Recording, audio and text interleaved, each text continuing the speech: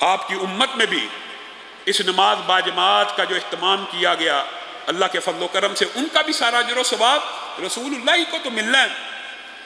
سعید بن مسیب ایک امتی ہی تو ہیں، بہت بڑے امام ہیں، چاہے ان کے بارے میں آتا ہے، انہوں نے خود اپنے بارے میں یہ بات کی کہ 30 برس گزر گئے ہیں، 30 برس گزر گئے ہیں، میں نے کبھی اپنے گھر کے اندر مؤذن کی اذان کو نہیں سنا، جب بھی سنا میں مسجد میں موجود تھا۔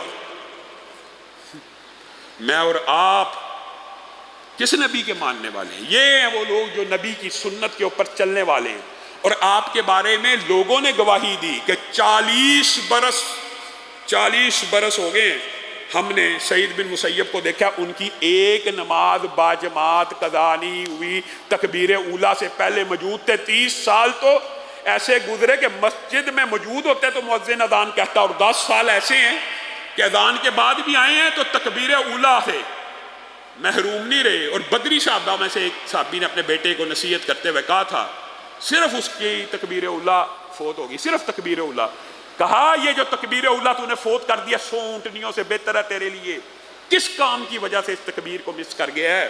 بدری صحابہ اپنے بچوں کو ایسے ڈانٹ رہے ہیں۔ اور امام ذہبی نے امام عامر کے بارے میں جو خوبصورت واقعہ نقل کیا ہے، اب دیکھیے، نزع کا عالم ہے، نزع سکرات الموت آ گئی۔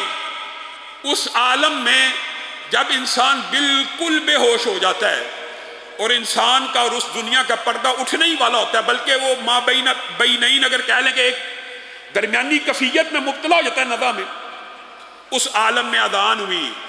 امام عامر ایک دم ہوش میں آ کے کہتے ہیں مجھے مسجد لے چلو۔ کہا اب تو بس وقت رخصت آ چکا ہے۔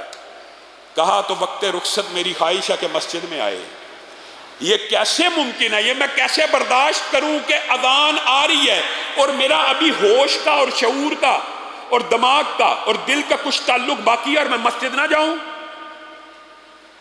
اسی دن جب مسجد میں گئے، اسی عالم میں مغرب کی پہلی رکعت کے بعد سجدے کی عالم میں فوت ہو گئے۔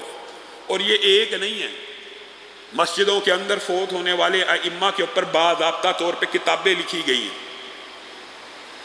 اور اسی طرح ایک اور صحابی کے بارے میں بھی آتا ہے، انہوں نے کہا مجھے مسجد لے چلو نزع کے عالم میں۔ کہا اب تو جتنی عبادات کرنی تھی وہ ٹائم تو گزر گیا، اللہ نے آپ کو کامیاب کر دیا۔ کہا میں نے رسول اللہ سے سنا تھا کہ جو بندہ نماز پڑھنے کے لیے مسجد میں جاتا ہے وہ حالت نماز ہی میں ہوتا ہے، اور فرشتے اس کے لیے کہہ رہے ہوتے ہیں اللہم اغفر لہ اللہم ارحمہ۔ تو میں یہ چاہتا ہوں جب میں مروں میرے لیے فرشتے دعائیں کر رہے ہوں۔ مسجد میں گئے فوت ہو گئے۔ میں اور آپ، ہمارے لیے نماز باجماعت کچھ بھی نہیں۔